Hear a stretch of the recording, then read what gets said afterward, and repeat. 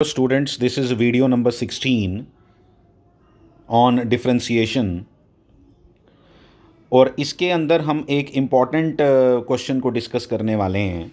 हम लोग x raise to power n का हमने इससे पहले x स्क्वायर को डिस्कस कर लिया हुआ है, एक्स क्यूब को डिस्कस कर लिया है। इन दोनों की मैंने आपको डिफ्रेंशिएशन फाइंड करना सिखाई है। पूरा का पूरा कॉन्सेप्ट आपको अंदर तक दिया है कि इसका क्या मतलब है, हम डिफ्रेंशिएशन निकाल रहे हैं, इसका क्या मीनिंग है। हम किसी particular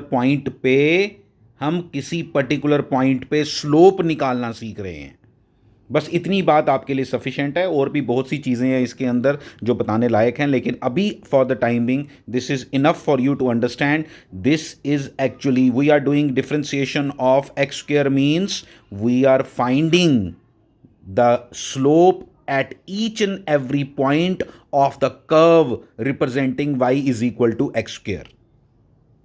this is the meaning of differentiation. ये अपने पास नोट करके रखो। This is enough for you and similar is the case with x cube. हमने एक्स स्क्वायर को काफ़ी डिटेल में डिस्कस किया था, एक्स क्यूब आपने खुद किया था। आज मैं आपको बता रहा हूँ कि ऐसा कोई नीड नहीं है कि मैं एक्स स्क्वायर का भी करूँ, एक्स क्यूब का भी करूँ, एक्स रेज टू पावर 4 का भी करूँ। इसलिए अब हम डिस्कस करने वाले हैं किसको, x raise to power n को।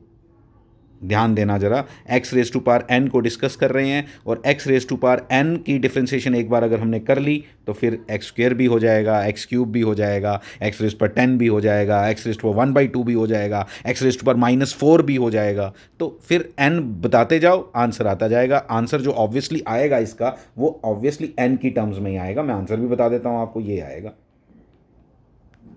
लेकिन मुझे डिराइव करके दिखाना है, सीधा आंसर नहीं लिख के काम चलेगा। तो हम जो कर रहे हैं इसको बोलते हैं फर्स्ट प्रिंसिपल। पहली बात तो ये याद रखना, ठीक है। जो हम कर रहे हैं मैंने मेंशन नहीं किया है आगे, इसलिए आप लोग नोट करके रखना। ये जो मेथोडोलॉजी अब अभी तक हम फॉलो कर रहे हैं, ठीक है, एक्स स्क्वायर का जैसे आपने किया, एक्स क्यूब का किया, ये किस मेथोडोलॉजी से कर रहे हो? ये हम कर रहे हैं फर्स्ट प्रिंसिपल से। किससे? फर्स्ट प्रिंसिपल को यूज़ करके। फर्स्ट प्रिंसिपल होता है बेसिक कॉन्सेप्ट को यूज़ करके, ठीक है। बाद में हम ये डायरेक्ट फॉर्मूला से किया करेंगे, फिर उसको फर्स्ट प्रिंसिपल नहीं कहेंगे।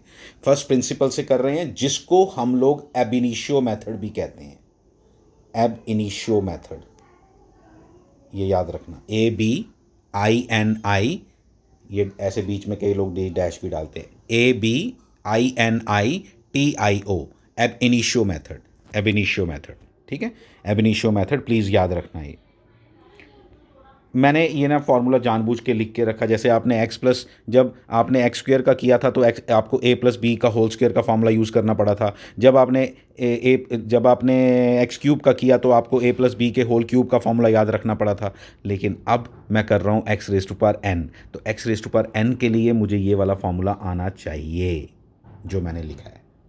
इसको बोलते हैं बाइनोमियल थ्योरम, और ये फार्मूला आपको बिल्कुल याद होना चाहिए। याद रखो क्या, 1 + x raise to power n हो अगर, पहली बात ये फार्मूले में यहाँ 1 है, एक बात तो ये याद रखनी है।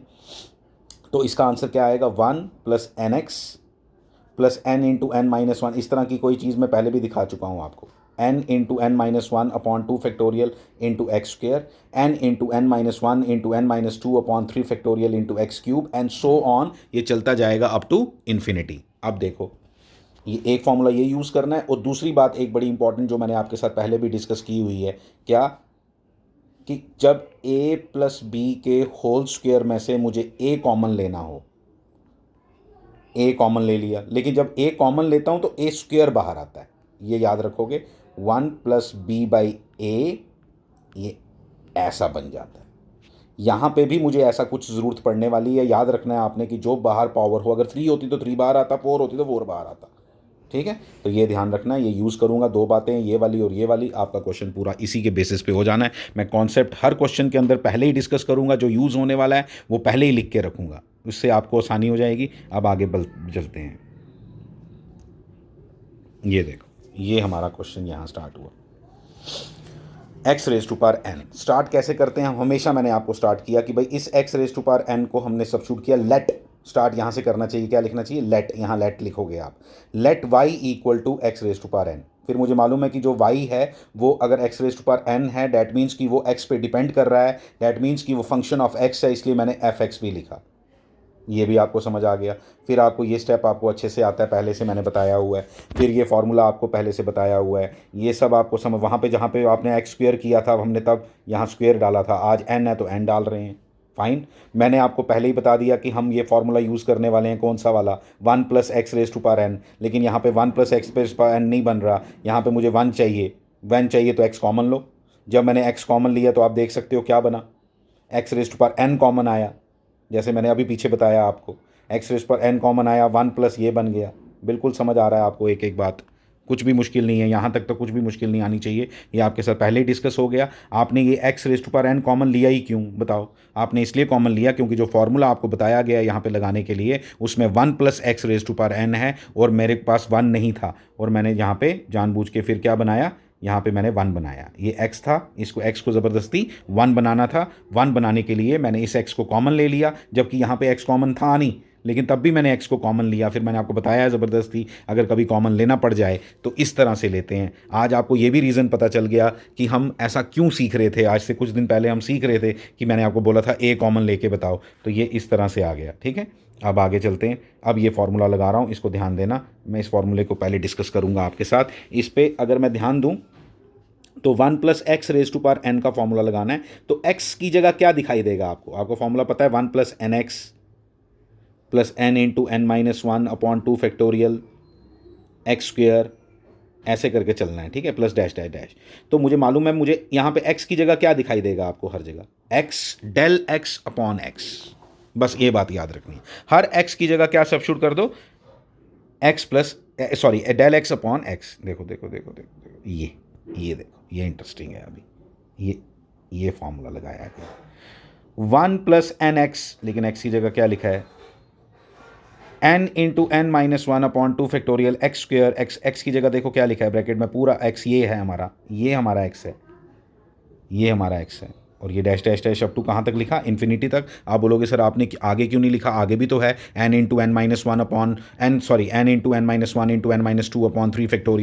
x³ देखो मैं यहाँ लिख देता हूँ आपको साइड पे, वहाँ ज़रूरत ही नहीं है, मैं आपको समझाऊंगा क्यों नहीं है।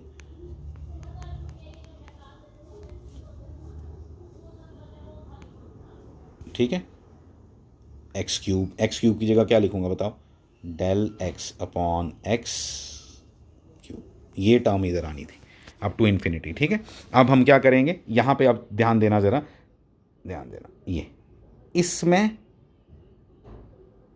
और इसमें कॉमन क्या है? x⁻n। इधर तो कॉमन है, वहाँ तो हमने ज़बरदस्ती कॉमन लिया था। यहाँ पे इस टर्म में और इस टर्म में क्या कॉमन है? x⁻n।